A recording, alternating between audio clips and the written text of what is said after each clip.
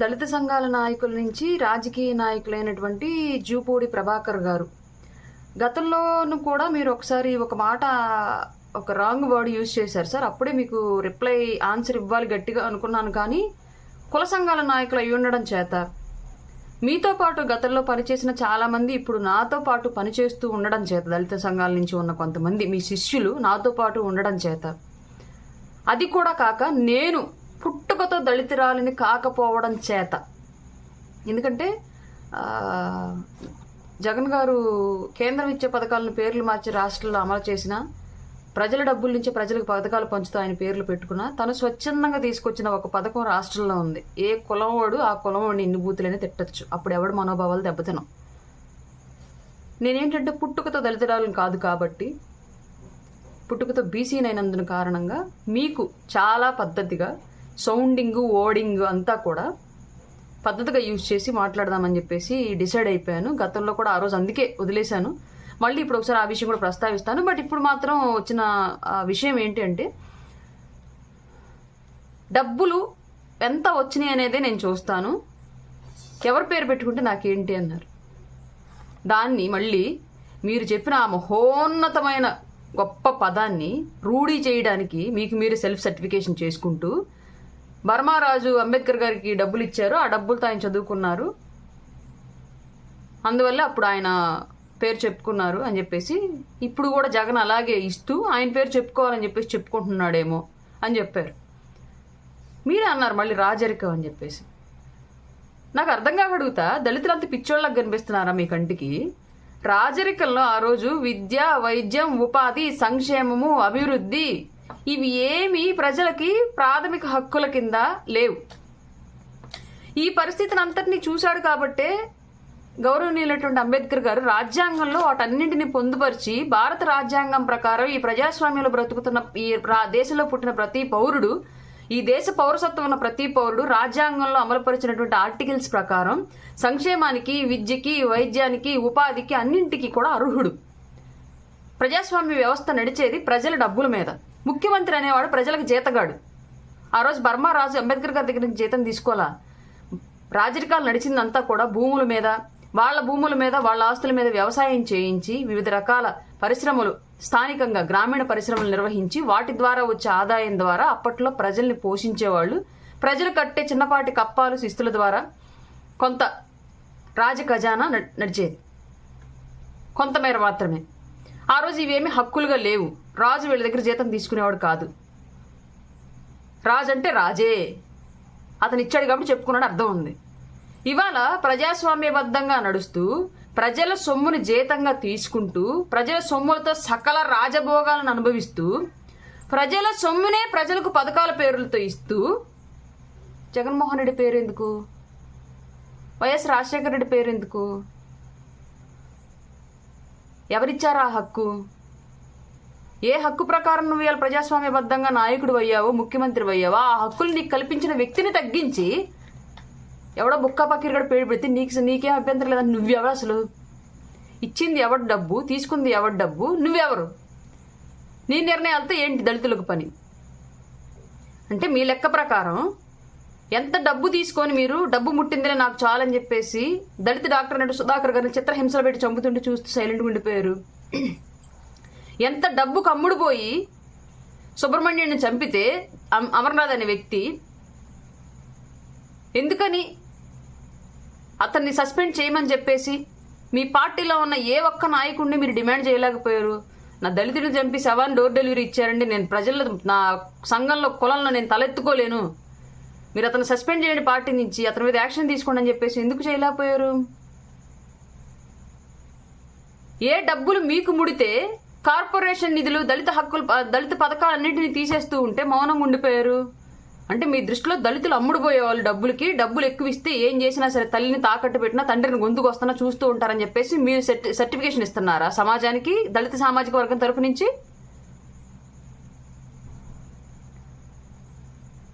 చిన్న లాజిక్ ఏదో వాడారు సార్. ఏంటంటే అది అంబేద్కర్ గారి విగ్రహాన్ని గతంలో జగన్మోహన్ రెడ్డి, చంద్రబాబు నాయుడు గారు పెట్టలేదు, ఇప్పుడు జగన్మోహన్ రెడ్డి పెట్టాడు. దాన్ని ఎందుకు మరి అది గొప్పతనం అని మేము రిటర్న్ క్వశ్చన్ చేయొచ్చు కదా అని చెప్పేసి అంటున్నారు. మేము కూడా అదే అంటున్నామండి. విగ్రహం పెట్టడం పెద్ద విషయం కాదు అని, విగ్రహాల వల్ల ప్రజలకు ఏం ఒరిగింది అని మేమంటుంది. పేర్ల వల్ల ఏమొచ్చిందండి, మాకు డబ్బులు ఎక్కువ ముడితే చాలని చెప్పేసి మీరు అన్న లాజిక్కి నేను మాట్లాడుతున్నా. సేమ్ యాజ్ టీజ్గా జూపూడి ప్రభాకర్ గారు మీరు ఏ మాట అయితే అన్నారో, పేరుదేముంది, ప్రమోషన్ కోసం వాళ్ళకి పేరు రావాలని చెప్పేసి చెప్పుకుని పెట్టుకున్నారేమో, పేరుదేముంది మాకు డబ్బులు కావాలని చెప్పేసి మీరు ఏదైతే అన్నారో అదే మేము అడుగుతున్నాం. విగ్రహాలదేముంది, దళితుల అభివృద్ధి గురించి ఎందుకు ఆలోచించట్లేదు? అంబేద్కర్ విగ్రహంతో దళితులు అభివృద్ధి చెందరు, అంబేద్కర్ వాదంతో దళితులు అభివృద్ధి చెందుతారనే మేము చెప్తున్నాం. ఇవాళ ఏముంది, పేరు పబ్లిసిటీ అని చెప్పేసి పబ్లిసిటీ కోసం పెట్టుకున్నారేమో అని అన్నా మీరు.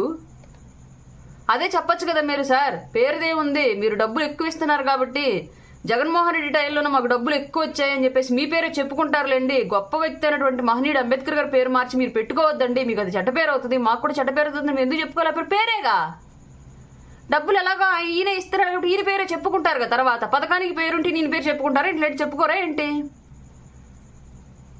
డబ్బులు ఎక్కువ ఇస్తే ఏం చేసినా పర్వాలేదని చెప్తాను. మీరు రేపొద్దున అదే డబ్బులు తీసుకొని అదే డబ్బులు ఎక్కువ ఇస్తాను మీకు ఇస్తే, మీలాంటి వాళ్ళందరికీ ఒక 10 మందికి ఒక 50 మందికి ఇస్తే రాష్ట్ర వ్యాప్తంగా దళితుల హక్కులన్నీ హరించి రాజ్యాంగం ప్రకారం ఏవైతే హక్కులు పొందుపరిచారో దళితుల కోసం ఆ హక్కులన్నింటినీ హరించి వీళ్ళ ఇష్ట ప్రకారం రాజారెడ్డి రాజ్యాంగం లేదా కొత్త వైఎస్ జగన్ రాజ్యాంగాన్ని రాసుకొని దళిత హక్కులన్నింటినీ హరించేస్తే ఆ రోజు డబ్బులు తీసుకుని ఏముందని డబ్బులు వచ్చినాయి కదా మనకి, హక్కులు ఏముందని రాజ్యాంగం ఏముందంటే అనరని గ్యారంటీ ఏంటి?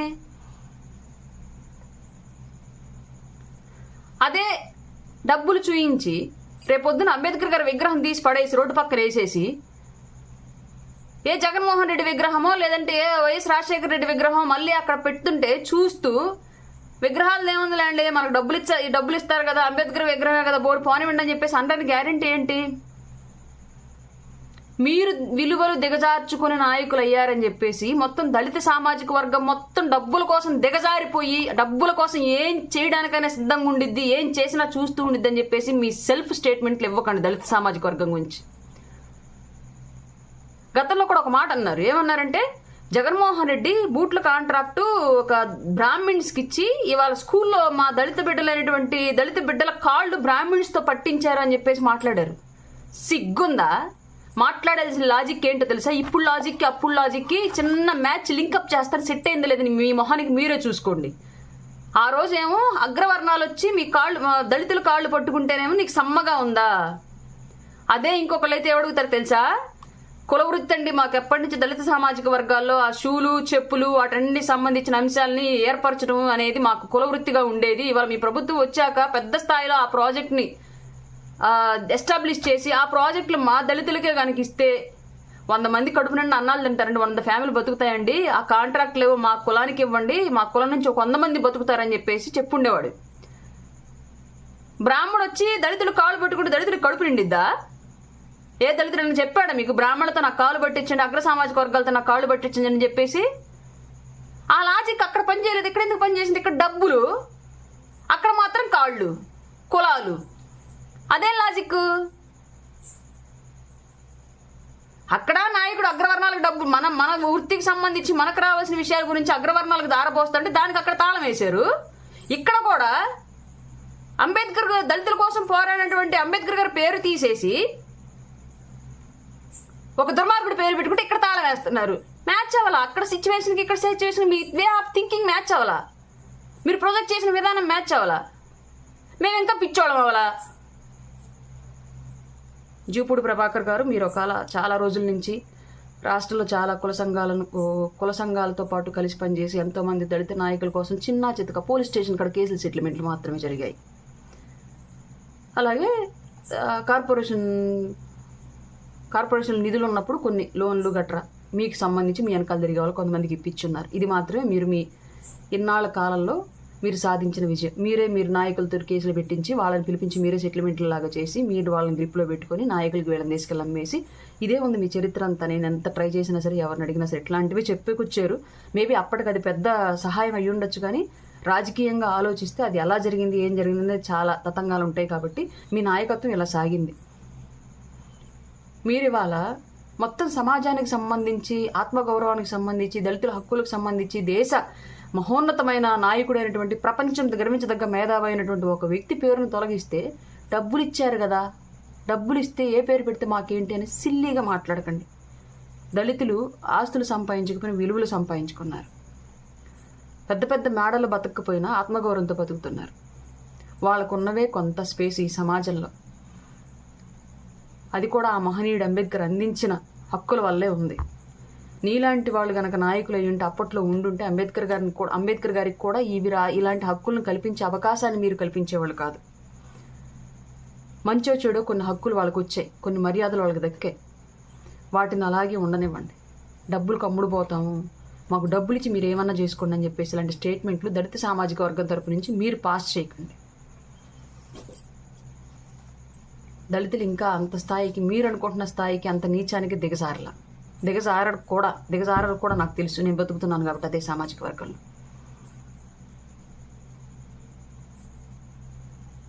మరొక్కసారి మీరు కుల సంఘాలకు సంబంధించి స్టేట్మెంట్లు ఇవ్వడం మానేయండి. రాజకీయ పార్టీ స్టేట్మెంట్లు ఇచ్చుకోండి, మాకు అభ్యంతరం లేదు. చూపూడి ప్రభాకర్ గారు, కుల సంఘాల్లో ఉన్న వ్యక్తులకి, నాయకులకు కూడా ఒక చిన్న విన్నపం నా సైడ్ నుంచి. ఎస్పెషల్లీ ఇలాంటి కుల సంఘాల నాయకులు కులాల అభివృద్ధి కుతిక కోసి,